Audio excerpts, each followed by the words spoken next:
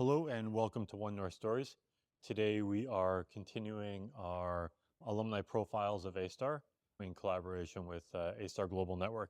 And today we have Shawn Hoon on the show. Welcome, Shawn. Thank you. Very glad to be here. Yeah. So, Shawn, let's get right into it. When I say A-Star, or Agency for Science, Technology and Research here in Singapore, what's top of mind for you? Diverse, but also incredibly local in the sense that a lot of local cultures and local pockets of diversity. Okay. So diversity in people, in Yeah, talents, in people, topics. areas of focus, ways of working. And I think it's this incredibly interesting ecosystem, right? It's almost like a very diverse ecosystem. Yeah. Right? And you may go through and not meet someone for many years and not realize you work for the same organization because there's bio, life sciences, and there's science and engineering, and there's I&E. And Yeah. and people move in and out of the ecosystem very quickly, and they move across the organization. So it's a very complex, I think, organism, if you look at it that way. But also that's what makes it, I think, quite vibrant and quite interesting. Yeah. Okay, great. And you have that perception, right, from both inside and outside.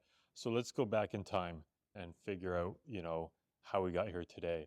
So do you remember your maybe first interactions with A-Star or maybe predecessors of A-Star? Yeah, I mean, it's going way back to like 2000, the year 2000. Okay. That's when I first interacted. So at that time, I think A-Star was just being formed. It was NSDB transitioned to A-Star, and Phil Vio was the chairman.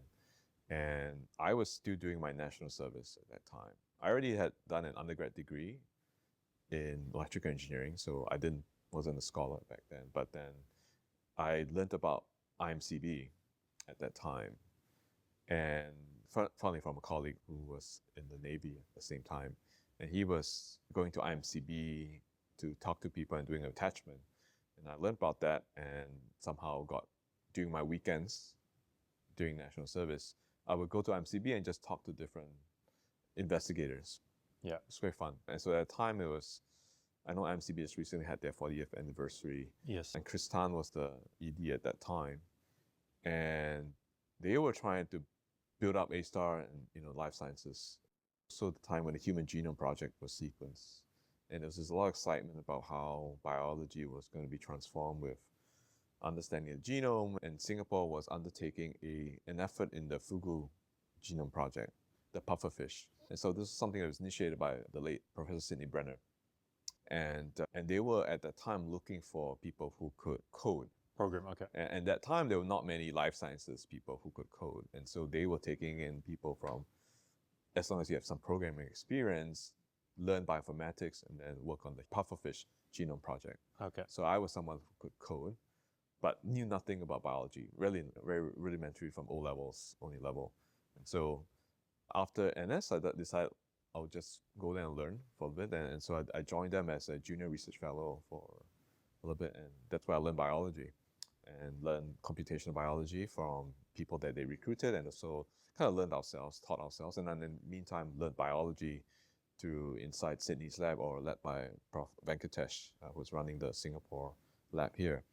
And learned a lot. It was really tremendous. Then eventually I even migrated to the lab, like the bench. The wet bench. Yeah, I went from dry to wet, and then liked it very much, how we can test hypotheses and understand and analyze your own data. And it became very digital, because when it was bioinformatics, it was very digital to me, and that became like life became a bit more digital. You could kind of understand it like from like a computer program essentially. So then after that, I then took up the A-Star scholarship for the PhD, NSS Okay. PhD. And that's when I applied to go to the US, and I went to the US for a PhD, and then have been in A-Star for the next 20 years, I guess. After that, yeah. Okay, that's an interesting way in, right? I mean, you had a programming background, like you were at ECE, but more on the Electrical with a minor in computational? CS. So Okay. actually it was more electrical, like chip design, and then I did a minor in CS, right? Okay. But that was enough for me. I'm not a strong programmer, but enough at the time where we were doing a lot of just scripting. Yeah, I mean, early 2000s. Yeah, it was like Perl, Perl is the language of choice at that time. Okay, so you were like originally just coming in on weekends, like when you were in and out? Yeah, just I came in hanging and out? just talked to different, and they were very nice. I mean, the principal investigators, and like Wan Jin, for example, I also talked to him. He doesn't remember probably then, But there are all these PIs that still, some of them are still around today, and Utam and all that. They spent like an hour and just talked to me about science. And, I was just, very rudimentary level understanding. But going to the lab, it made it a lot more concrete about what they were doing. It was very interesting. And for me, biology back then was just memorizing systems and, stuff you learn in O levels. Yeah.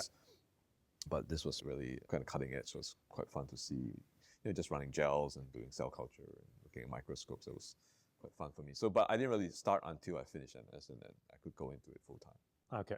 So when you kind of left for your PhD, like, did you keep tabs, like a relationship, or was it really you left for your studies and then came back with a new perspective? And because you were kind of embedded into the system before you went for your studies. Yeah. So, I think when you go into PhD, at that time, I guess, the relationship with the scholar, academy, AGA, was a bit probably less involved than now. Back then, you kind of had some report that you could send in a year, and then you could talk to your mentor. And my mentor was Venki, who I knew very well, so that's fine.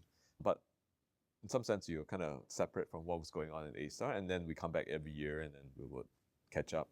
So that was fine. But I was at Stanford, where it was a very interesting period of growth for science in the genomics era, and so there was a lot of companies and things like that were being set up. So coming back here, you could see that that could be an evolution of how A-Star in Singapore would take. Okay. So you came back, and did you go back to IMCB? So yeah, when I came back, it was an interesting opportunity. So when I was still at Stanford, I happened to meet up with Prof. Sydney Brenner, and in San Diego, and he was saying, I'm thinking of setting up something in Singapore, a new lab. The idea was to be able to bridge the BMRC and SCRC. So I think at that time, they felt that the two councils were very separate. Yeah. And there was not a lot of cross collaboration that was very ground up or initiated. And so they wanted to set up at the time was a joint council office.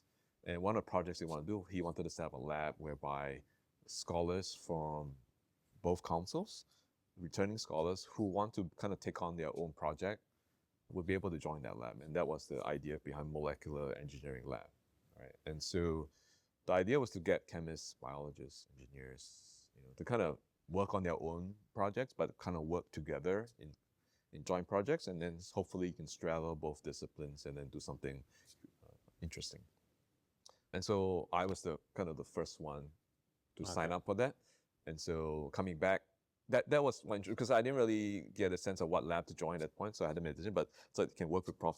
Sydney Brenner, and sound like a very interesting idea, but didn't realize how hard it is to start a new lab, and and go through the whole administration part. But it was a good learning experience. And over time, we recruited like-minded people that were a bit more adventurous. And many of these alumni or people are now in the ecosystem, A-Star and beyond, that are doing interesting stuff. So I think a lot of them did feel that period of time with the Mel Lab was very formative because of the interaction with Sydney.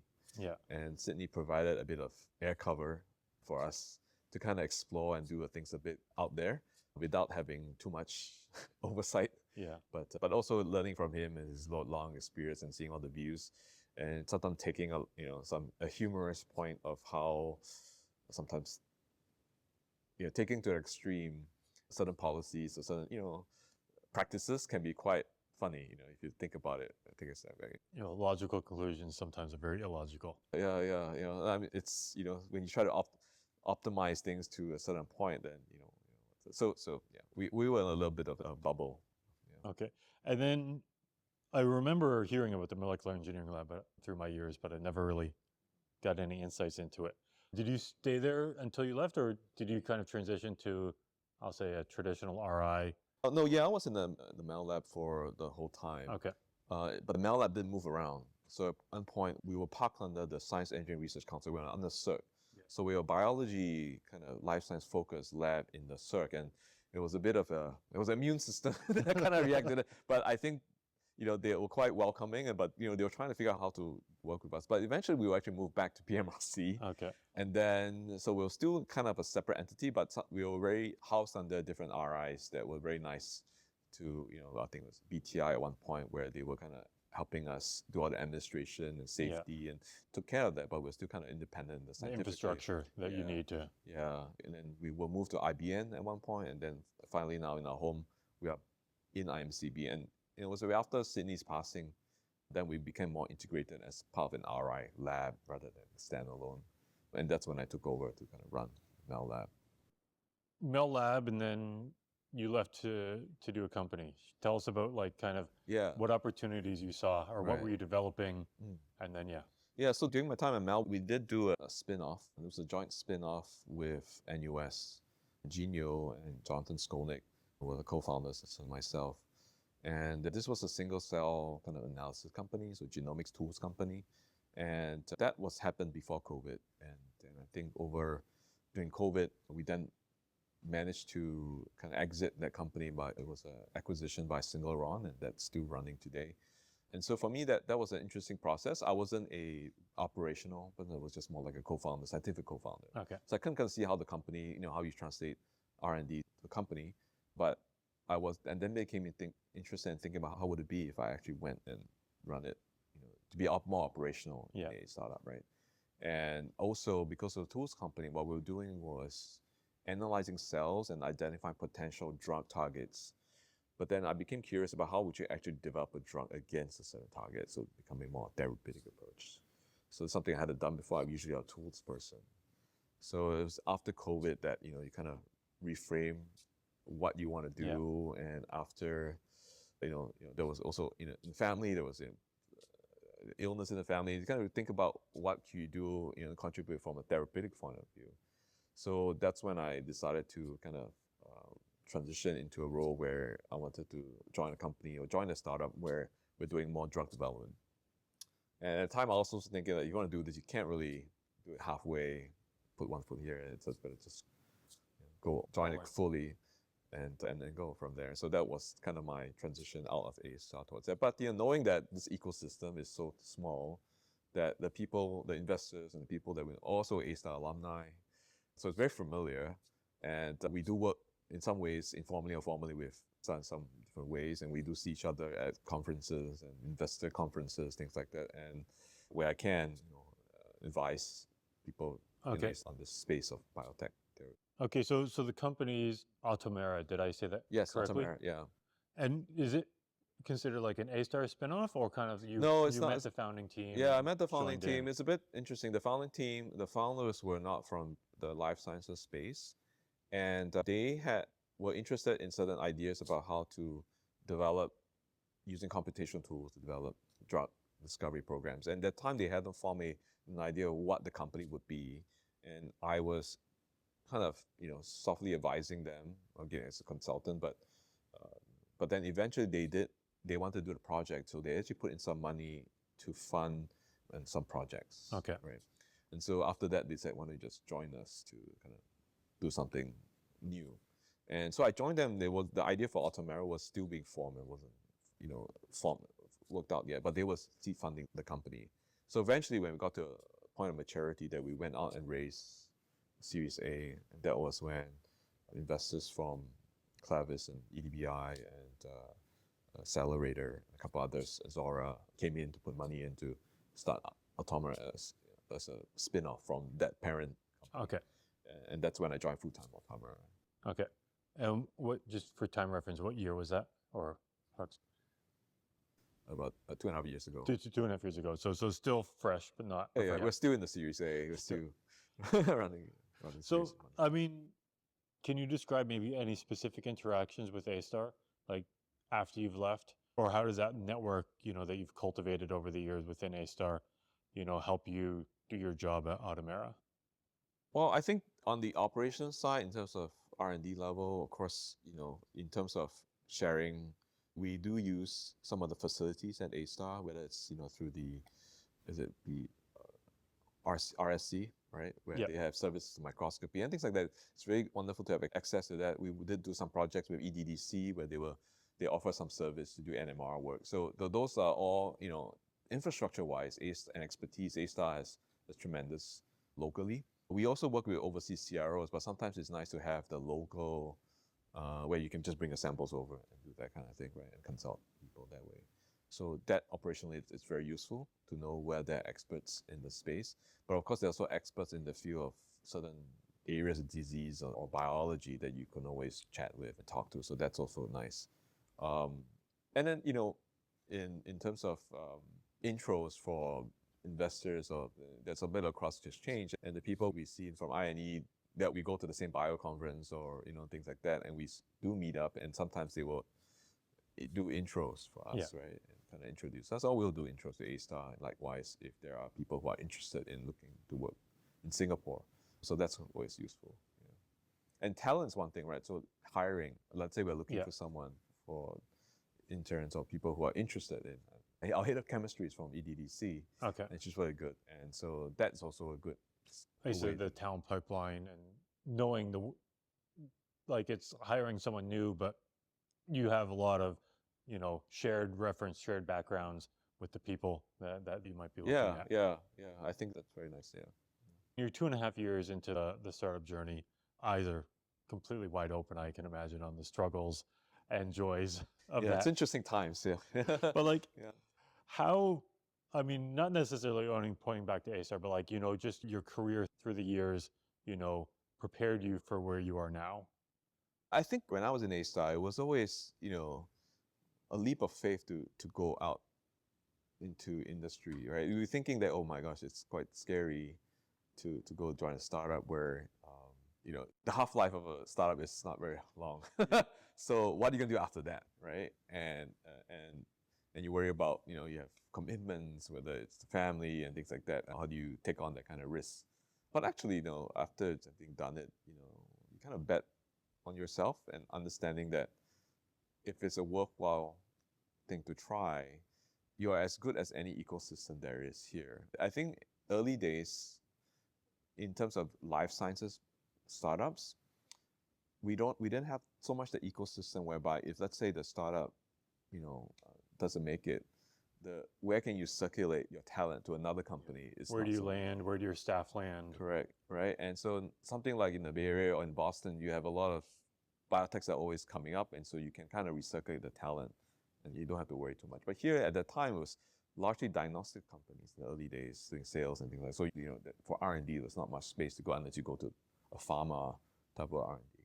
But now I think it's a bit different. There's a lot more things that are springing up and a lot more VC capital that's coming in and trying to start stuff. So that kind of, even if you don't make it, there's a lot of probably learnings, scar tissue that actually will be good, that people want to see, that you have that experience to go and do something else, or even come back in A-Star, or or to go to university and do a bit of incubation and go and do it again. So I think that's a bit less risk from in thinking that way, but that's definitely no risk. The other way is to stay in a place where, and be doing the same thing and then go, well, what if I should have, right? And I didn't want to do that. So I thought that was, in retrospect, they were, did a lot of learning. No matter what will happen, it's a very trying environment right now. That's some things are out of your control in terms of funding and time and space of funding. But I think all in, it has been a good experience. Yeah. Okay, great. Maybe talking a little bit to people who are super young, maybe listening to this or reading this profile, contemplating a scientific career here in Singapore. You've done this for 20 plus years now. What would you share with them? I think it'd be a very rewarding experience if you're curious and really looking to do something that you kind of design and craft your own career, right? And not many careers, it's one where you can kind of shape it to the form that you like, because you can kind of ask questions and then answer those questions, in the lab or in different ways. And this is scientific investigation. There are no answer problems that you could ask questions to and solve. And then you can also work backwards as more of an engineering hat, which is say, I want a problem solved, and I'm going to figure out what questions I need to address to answer those, to address those problems later on. That's another approach. And then there's the other approach, which is more curiosity-driven. You just look for interesting problems that you can imagine will be an important problem, then worth your time to solve. I think those are all, from the young perspective, there's so much exploration you can do. And of course, eventually you might want to focus and figure out what you really want to do as a career. But I think as an initial career, I think that gives you so much opportunities, because a lot of even A-Star alumni and scholars, even though they starting something in this side, they end up could be quite different. Yeah. But along the way, their skill sets made sense. Steve Jobs once gave a convocation speech, and happened to be there at the time, and he had a very nice story about how it's very hard to connect the dots looking forward. It's only when you look back that you can see the connections that led you to that point. And so I think in science or in exploration of careers, you never know what you're exploring at this point is going to be important or not, but it has to be something that's really interesting to you at that point, right? And then sometimes you're a bit greedy in how you optimize things, and then, with some guidelines and looking at the big picture, but eventually things will work out. You don't have to worry. I think I do talk to scholars now even about, what should I do the next step? Which lab should I join, or which mentor should I work for? So sometimes it's very hard to plan everything out, right? You just gotta see at this point, is this something that really interests you? Is this something that you're willing to do? And are they, first of all, nice people to work with? And if you enjoy that, then go for it, right? You can't over-optimize some things. Okay. I like that. Design your own career, but don't over-optimize, because you'll just be in this little optimization loop, maybe missing. Yeah, and there's just to nerd out. I mean, in optimization, sometimes when you do the greedy whatever descent, you need to do some random hops, right? Yeah. Because you don't want to be stuck in the local thing. So you should do random things, and then maybe those random things will become the main thing at some point, right? So be open to just trying out. And that's the nice thing about science. You can just say, today I want to work on this, right? Yeah. You may not need to tell your boss, but you can just do it. And then if it works out, he's going to be happy. Yeah. Okay, great. I want to wrap up by you sharing a little bit about your influences. I mean, you talked a little bit about the late Sidney Brenner and the influences he had on you. Maybe either expand on that, or, other stuff or people, either people, books, other resources, maybe for work or also outside of work. Yeah, early on when I was an engineer. So when I decided to go into science, and I became really interested in reading about scientific lives and scientific careers. And of course, the first one before even meeting Sydney was Richard Feynman was great inspiration. You read all these books that are so accessible. But, the idea about what really I gravitated to was the idea of, there's this book that he had, the title was called Pleasure of Finding Things Out, right? So do things for innate curiosity and for understanding things, and that is the pleasure, and not the things that come with pleasure. And for him, it was like honors and what he called epaulets, rank, right? That was not something he was really concerned with.